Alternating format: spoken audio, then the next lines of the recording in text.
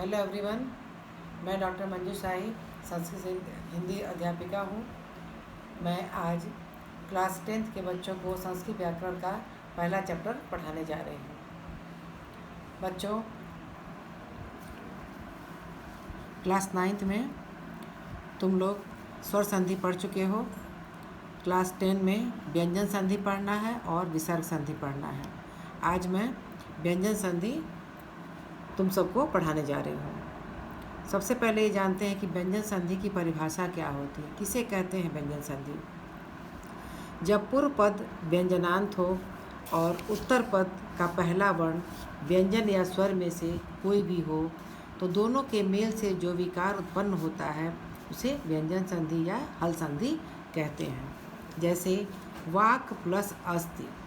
वाक क में व्यंजन क व्यंजन है, अस्ति का अ स्वर है, तो व्यंजन और स्वर का मेल हुआ है और शब्द बन गया है वाग अस्ति। बच्चों, अब जानते हैं व्यंजन संधि के भेद। यहाँ पर व्यंजन संधि के भेद के मैंने तालिका बना दी है जो क्लास 10 के सिलेबस में है, वो यहाँ पर ध्यान से देखो। व्यंजन संधि का पहला भेद है पर सवर्ण संधि, दूसरा है छत्व संधि, तीसरा है तुकागम संधि, चौथा अनुस्वार संधि, पांचवा है वर्गीय प्रथम अक्षराणाम तृतीयाक्षरे परिवर्तनम और अंतिम है प्रथम वर्णस्य पंचम वर्णे परिवर्तनम। बच्चों, सबसे पहले पर सवर्ण संधि क्या होती है इसको जानते हैं। व्यंजन संधि का पहला भेद है पर सवर्ण संधि। जैसा कि यहाँ पर ब्रैकेट में मैंने लिख दिया है अनुस्वार। अनुस्वार को पंचम वर्ण हो जाता है। अनुस्वार के बाद यदि कोई स्पर्श वर्ण हो, बच्चों स्पर्श वर्ण किसे कहते हैं?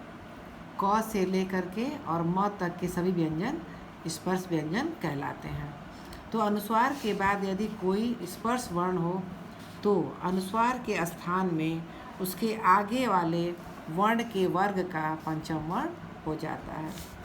इसको उदाहरण के माध्यम से समझते हैं। जैसे शम प्लस करह, यहाँ पर म अनुस्वार है और उत्तर पद का पहला वर्ण क स्पर्श व्यंजन है, इसलिए इसके स्थान पर इसी वर्ग का क ख ग घ अंग, तो क का अंतिम वर्ण, क वर्ग का अंतिम वर्ण क्या होता है? अंग। तो क्या हो जाएगा? क की जगह पे अंग हो जाएगा और शब्द बन जाएगा शंकर। इसी तरह से अम प्लस चित, तो अनुस्वार पहले है, नियम के हिसाब से अनुस्वार पहले हो, पूर्व पद के का अंतिम वर्ण अनुस्वार होना चाहिए और उत्तर पद का जो प्रथम वर्ण है वो किसी वर्ग का पहला अक्षर या कोई अक्षर रहेगा तो उसका लास्ट वर्ण हो जाएगा। तो यहाँ पर च है तो च छ ज झ इया अंतिम वर्ण है, तो च की जगह पर क्या हो जाएगा? इया हो जाएगा और छोटी की मात्रा उसमें लग जाएगी तो हो जाएगा अंचिता। इसी प्रकार से कम प्लस टक, ट का अड़ कंटक, गुम प्लस फित, फ के जगह पे म हो जाएगा गुम्पित, शाम प्लस त की जगह पे न शांत। आशा ये संधि समझ में आ गई होगी। अब बच्चों दूसरी संधि देखते हैं, छत्व संधि। इस संधि में तालव्य स को छ हो जाता है। अब इसकी परिभाषा देखते हैं। स के पहले यदि पदांत में स्थित किसी वर्ग का प्रथम, द्वितीय, तृतीय अथवा चतुर्थ वर्ण हो और बाद में कोई स्वर या अंतस्थ वर्ण हो या ह हो तो स के स्थान पर छ आ जाता है और त को विकल्प से च हो जाता है। बच्चों, इस संधि में इसको एक बार फिर से समझ लो। तालव्य स के पहले यदि पद के अंत में स्थित किसी वर्ग का प्रथम, द्वितीय, तृतीय अथवा चतुर्थ वर्ण हो और बाद में कोई भी स्वर आए या अंतस्थ वर्ण य र ल व आए या ह आए तो उसके स के स्थान पर छ आ जाएगा और त को च हो जाता है। कहने का तात्पर्य यह है कि इस संधि के उदाहरण में पूर्व पद के का अंतिम वर्ण त ही होगा, हर हाल में यहाँ पे त होगा और त के को क्या हो जाएगा? च बन जाएगा नियम के हिसाब से और तालव्य स के स्थान पर छ हो जाएगा।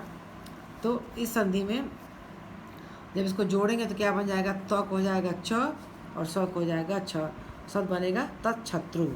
इस तरह से है जगत प्लस शत्रु। यहाँ भी त को विकल्प से च हो जाएगा और स को तालव्य स को छ हो जाएगा और मिलकर बनेगा जगत शत्रु। इसको जगत च शत्रु भी लिख सकते हैं, ये भी सही है। यहाँ पे तशत्रु भी लिख सकते हैं और नियम के हिसाब से ये बनेगा। दोनों हाल में ये दोनों उदाहरण ही सही है।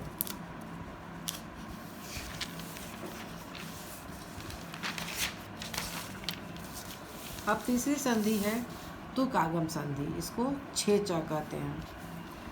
च वर्ण का आगम इसमें होता है। इस संधि की परिभाषा है ह्रस्व स्वर के बाद यदि छ आए तो छ के पहले एक च का आगम हो जाता है, अर्थात छ के स्थान पर आधा च और छ कर दिया जाता है, इसको जोड़ दिया जाता है। इसको उदाहरण के माध्यम से समझते हैं। जैसे परि प्लस छेद। परि र में छोटी की मात्रा ह्रस्व स्वर है, इसके बाद छ आया है तो क्या हो जाएगा, इसके स्थान पर आधा च और छ ये रहेगा ही, आधा च और छ मिलाकर को जोड़ देंगे और बनेगा परिच्छेद। अगला उदाहरण है स्व प्लस छंद। व में अ है, ह्रस्व स्वर है, उसके बाद छ आया है तो विकल्प से यहाँ पर आधा च जुड़ जाएगा और बन जाएगा स्वच्छंद। अगली संधि है अनुस्वार संधि। इसका सूत्र है मुँह अनुस्वार, मतलब म को अनुस्वार हो जाता है। यदि म के बाद कोई व्यंजन वर्ण आए तो म के स्थान पर अनुस्वार हो जाता है। ये बहुत ही आसान संधि है। इसमें बस इतना याद रखना है कि उत्तर पद का अंतिम वर्ण पूर्व पद का अंतिम वर्ण अनुस्वार होना चाहिए और उत्तर पद का पहला वर्ण कोई व्यंजन होना चाहिए।